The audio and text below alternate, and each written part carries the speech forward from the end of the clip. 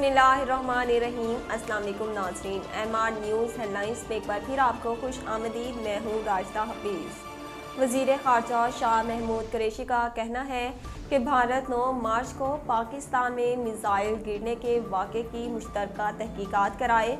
اقوام متحدہ کے سیکرٹری جنرل سے گفتگو کرتے ہوئے وزیر خارجہ شاہ محمود قریشی نے کہا کہ واقعہ بھارت کے غیر ذمہ دار رویوں کا مظاہرہ کرتا ہے، تاہم سلامتی کونسل اور عالمی برادری سنجیدگی سے نوٹس لیں۔ دوسری جانب شاہ محمود قریشی نے جرمن ہم منصب اپنا لینا بیئربوک سے ٹیلی فونک گفتگو میں کہا کہ بھارت میزائل پاکستان میں گرنے کو غلطی تسلیم کرنا کافی نہیں، جبکہ انہوں نے یوکرین کی صورتحال پر پاکستان کی تشویش سے بھی آگاہ کیا۔ وزیر اعظم نے کہا کہ پاکستان تحریک انصاف کی حکومت نے عوام کی بہبود کے لیے انقلابی اقدامات کیے۔ وزیر اعظم عمران خان سے اسلام آباد میں ارکان پارلیمنٹ کی ملاقات ہوئی، جس میں ارکان پارلیمنٹ نے عمران خان کی قیادت پر مکمل اعتماد کا اظہار کیا۔ قومی اسمبلی کے ارکان سے باتیں کرتے ہوئے وزیر اعظم عمران خان نے کہا، کامیاب پاکستان پروگرام کے تحت نوجوانوں، خواتین اور غریب طبقے کے لوگوں کو بلا سود قرضے فراہم کیے جا رہے ہیں۔ پاکستان تحریک انصاف کی حکومت نے عوام کی بہبود کے لیے انقلابی اقدامات کیے۔ شہباز شریف نے کہا کہ عمران خان کے خلاف تحریک عدم اعتماد کامیاب ہو چکی ہے۔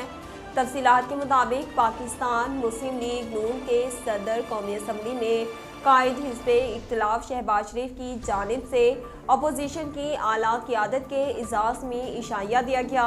لیگی صدر نے خود پیپلز پارٹی کے وفد کا استقبال کیا۔ عشائیے کے دوران ملک کی سیاسی صورتحال پر تبادلہ خیال کیا گیا۔ خواجہ آصف نے کہا کہ اتحادیوں سے متعلق کچھ بتانے کی اجازت نہیں۔ مسلم لیگ نون کے رہنما خواجہ آصف نے اسلام آباد میں صحافیوں سے گفتگو کرتے ہوئے کہا کہ ایک آئینی طریقہ اپنایا جا رہا ہے، 1-2 روز میں پیش رفت کا پتہ لگ جائے گا۔ انہوں نے کہا کہ چیزیں آہستہ آہستہ درست سمت میں آگے بڑھ رہی ہیں، جبکہ جمہوری روایات کو مضبوط کیا جا رہا ہے۔ اللہ کا فضل ہے، ہمارے نمبر پورے ہیں۔ کراچی ٹیسٹ پاکستان کے ہاتھ سے نکلتا ہوا دکھائی دینے لگا۔ آسٹریلیا کو 479 رنز کی بڑی برتری حاصل ہو گئی۔ پاکستان اور آسٹریلیا کے درمیان کراچی میں دوسرا ٹیسٹ میچ جاری ہے۔ میچ کے تیسرے روز پاکستانی ٹیم آسٹریلیا کے خلاف پہلی اننگز میں 408 رنز کے خسارے کے ساتھ 148 رنز پر آؤٹ ہو گئی۔ ناظرین، اب تک کے لیے اتنا ہی۔ مزید خبروں اور اپڈیٹ کے لیے دیکھتے رہیے MR نیوز۔